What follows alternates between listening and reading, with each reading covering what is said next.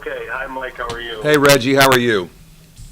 Doing real well. I haven't had a chance to cover your team this year, and I'm looking at these shooting percentages and such a great scoring offense that you've got. Is there one or two things that's really contributing to that? I think our ability to pass is one of the real big contributors, Reggie. I mean, it's a group that really has a feel for the game, and our big guys are good with the basketball and have passed it well. I don't think, and I think that's a rule of thumb. You look at the teams that are up there in field goal percentage. I believe Duke's second, and they're all teams that can pass the ball. Certainly, you have to have shot makers, but they pass it and they unselfishly, play together. We do have a number of guys that can make good shots, when the ball is moved, and so we can score it from a lot of different spots in a lot of different ways. And you have to have great selection. You guys must really have a feel for that. I think we've gotten some easier buckets. We've get some layups in transition because we've turned people over. We're good in transition on missed field goals, especially our starting group, because we're a little smaller and we can really spread you out. So, we have the floor spread. We do have some more drivers. Grant and Jackson really can get to the basket. Connaughton can get to the basket. So, Zach August gets easy baskets for us. He does a great job of playing off a perimeter that passes well. His shooting percentage is off the charts because he's kept it really simple. So I think we're getting easy baskets in transition, off of turnovers, and we do have the ability to drive the ball to the basket. What is one of the keys to Demetrius being such an improved player this year? I think the biggest key has been he gets the ball in his hands. Eric Atkins graduated, and we were able to give him the ball, and we were able to give him the ball in July because we had a foreign tour. So he was our starting point guard in July for 10 practices and 4 games through Italy. So what we wanted to achieve with him being confident, him quarterbacking our team, we were able to do it in the summer, and it really has helped him and Zach August. Both of those guys really have benefited from the foreign tour, that they got to start and be coached like main guys in the summer. That's great. Thanks, Mike. You got it. Kyle? Hey, Mike. Working on a story kind of about Indiana's affinity with basketball, kind of a love affair. You've been here for a while now. Obviously, you knew before the history of the state or whatever, but how long did it take you once you got here to kind of realize, wow, this is kind of a way of life in Indiana? I think 1 month on the job. I got the job in the midst of the recruiting period. I was hired in July. And so you were out on the circuit and you were really into high school basketball. And I was really into high school basketball because I was trying to make sure Chris Thomas stayed with us. He had committed to us. Matt Doherty had done a great job getting him to commit. And so you got to know Alan Darner, and you got to know the state. Certainly after being here 15 years, what I appreciate but the coaches in the state are great teachers. They run their program more like college programs. And it fits great with how we try to play up here. We really look at basketball IQ and feel for the game. And every kid we've had on this roster from Indiana really understands how to play. We have more Indiana kids on the roster than we ever have. We've been pretty strong in this state lately, and the state has been good to us, and this event is good for our in-state recruiting. Yeah, I mean, that's where I was going to go next, talking about that. I mean, it's kind of unusual at times for a private school to really focus locally on recruiting.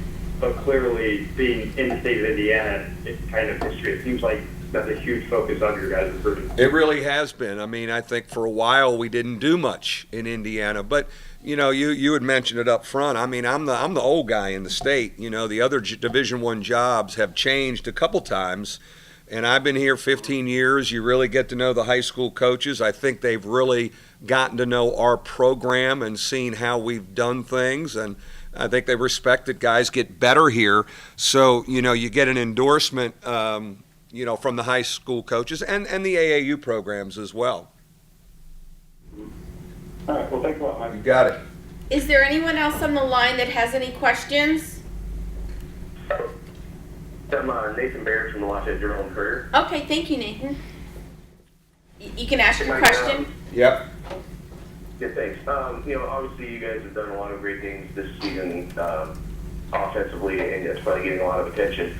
What's been the key to how well you guys have done defensively? I think the key has been Demetrius Jackson's ball pressure.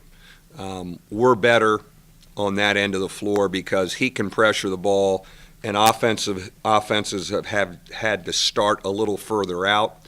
We've gotten more overplay steals off the ball than we've had in a long, long time, maybe in my whole tenure, because of Demetrius's ball pressure. And it's an exhausting, unselfish proposition to do that for 30-some minutes a game, but he knows how important it is to our team.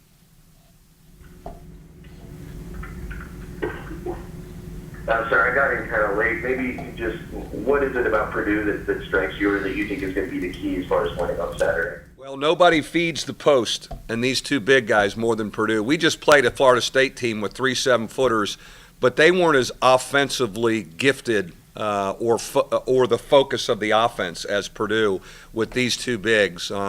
So you're really going to have to play post defense, and you're going to have to help your big guys guard their two big guys at times. Then they do a nice job of surrounding with some shooters.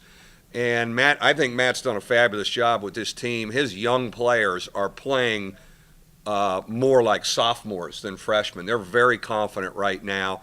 Of course, the Purdue program under Matt has always been a very good defensive program. That has not changed. The one thing they are doing different because of these bigs is playing a little more zone than they've ever played before. Does that change how you prepare for this? Now I think, you get some more. I think you got to get some more reps. We have 2 practices today and tomorrow where you start to get into their tendencies offensively. A lot of it is post defense and rebounding and blocking out. And how do we help our post guys defend? How do we come down and crowd the post? We did a good job of that against Florida State. I think we'll be put in that position even more so Saturday evening. Your flashers right in the towel. And then you offensively you want to get some reps against zone because I think you could see more of that than maybe past Purdue teams. Thanks a lot. Mm-hmm. Anybody else on the line for questions? When you would go into buildings every year, Madison Square Garden, or the guy with the ponytail in Providence, or the guys that you knew in Verizon, I mean, you saw them every year. What is it about Bankers Life that makes it unique, where you walk into that building, you're like, I'm back at Bankers Life? Yeah. Well, I mean, you have, I love the vibe of that town when there's a basketball event. And I'm sure, and I did go to the Super Bowl a couple years ago, and it's a great sports town, but because this is a basketball state, it's a great hoops town. And even tomorrow night, you can feel the buzz because it's almost like an NCAA tournament feel. With the fans of the 4 schools in town, going out to dinner, hanging out, and then a great crowd, on Saturday. But yeah, you get to see. I'm like the road in the Big East. You get to know the different security guys and your different hosts, and so there is a comfort level there. I think again, I give credit to the 4 athletic directors. I think this has been a grand slam on all fronts for all 4 programs. Do you have a choice year to year on whether or not you play the first game or the second game? No, TV dictates TV everything. Yep. When with finals and everything, when do you start seeing the finals fog clear with your guys? Is it like Friday afternoon where they're kind of back to basketball? Yeah, I think we're going to get on the bus at 1 o'clock tomorrow and practice down there. I think when we get on that bus, we'll have a 2-hour decompression ride, and I'm looking for a really focused practice in Bankers Life Friday. Today, we need some attention, but today we got some guys with tests tonight and tomorrow. But I think on that bus ride, and by the time we get to practice and certainly dinner, you see the decompression. Any chance of VJ being ahead of schedule? Or you're still looking at? BJ Beecham encouragingly was shooting yesterday and going through 5-on-0.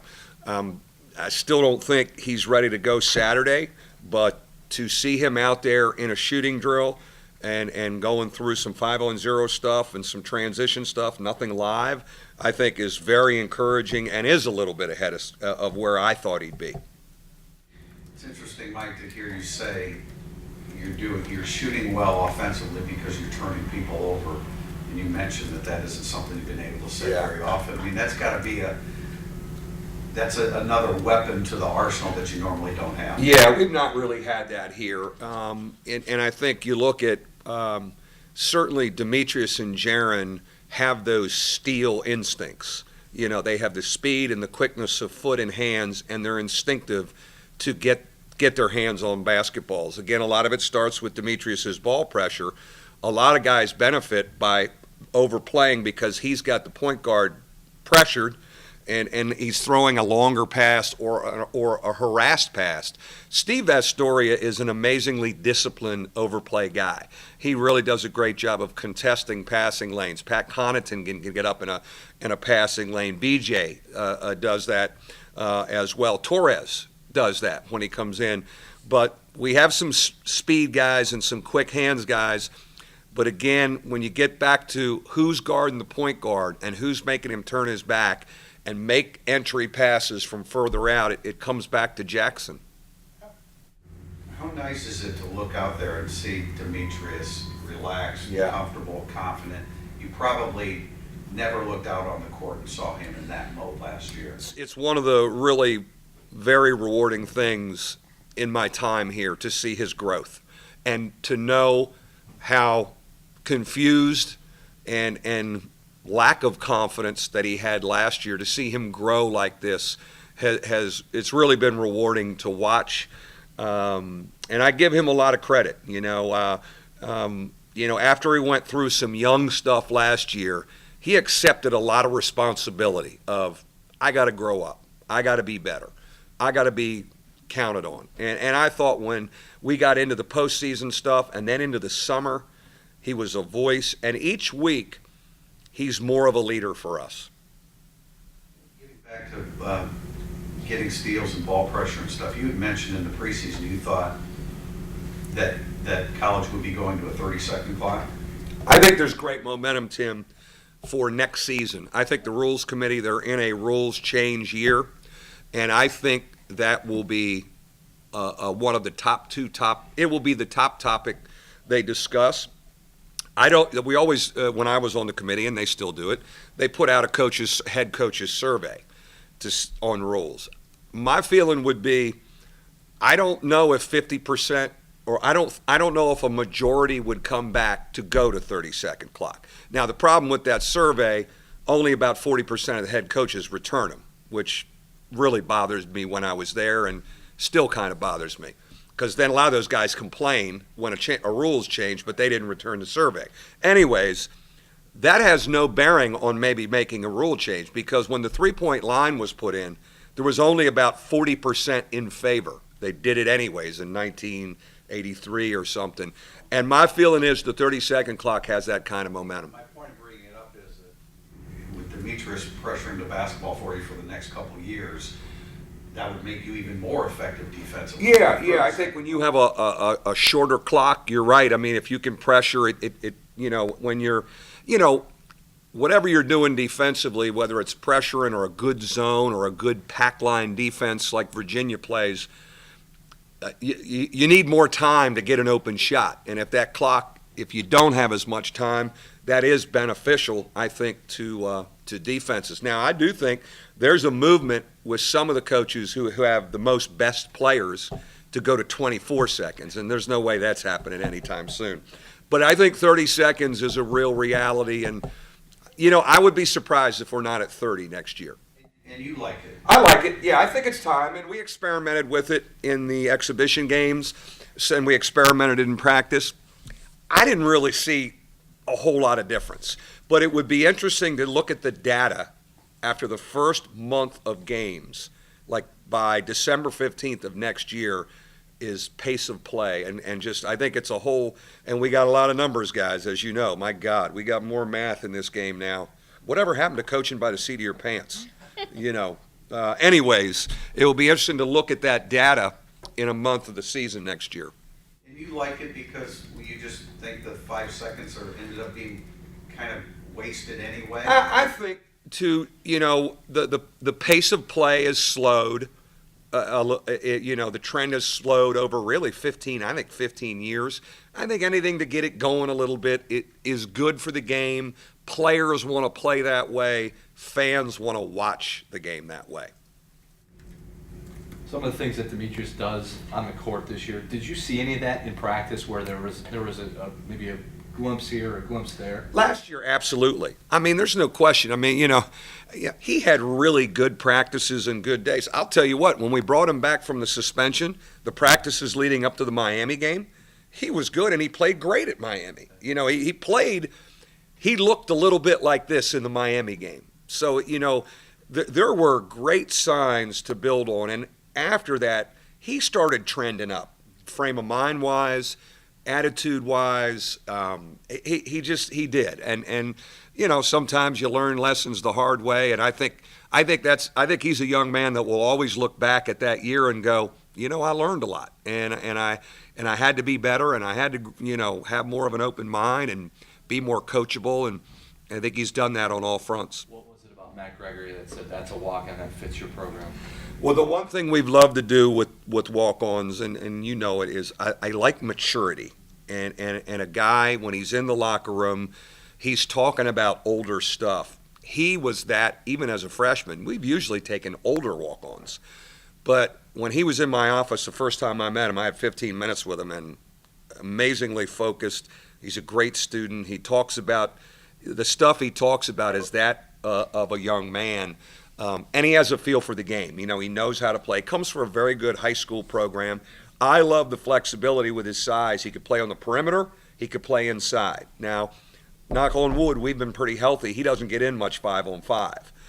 But if he has to, you got the flexibility of playing him as a 3 or more of a 4. But he gets it. He's a team guy. And darn, we have 2 guys from Avon, Indiana. How about that?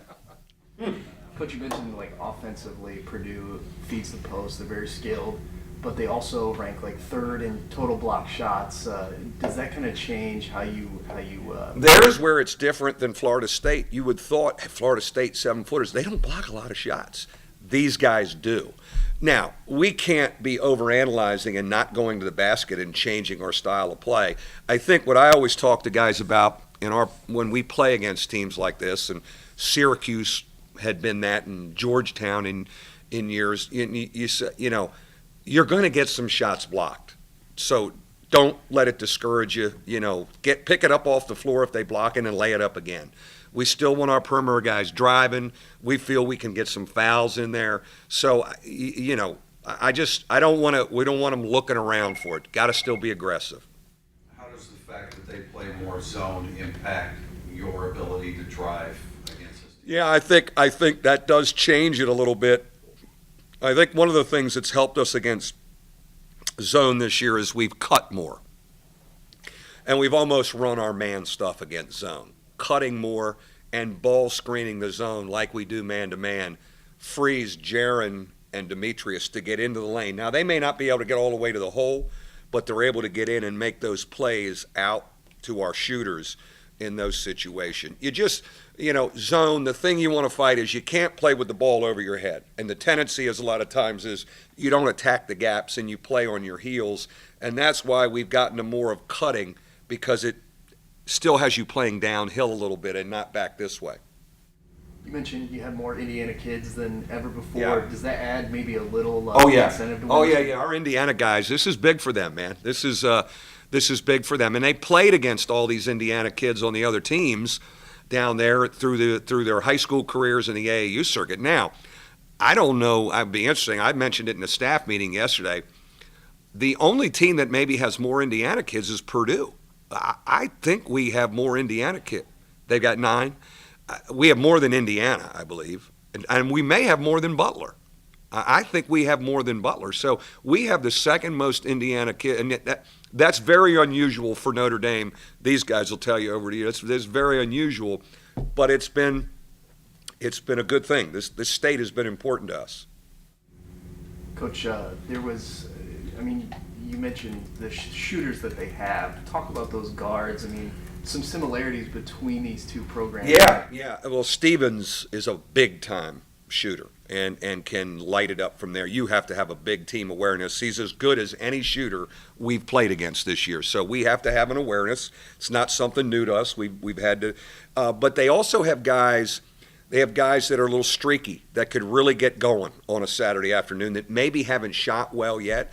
And I think what Matt has done a great job of, none of those guys are looking at the bench because he's letting them develop and get their confidence right now. He's not getting on them if they miss a couple. And they play with a free mind, and they're young and attacking and going for it.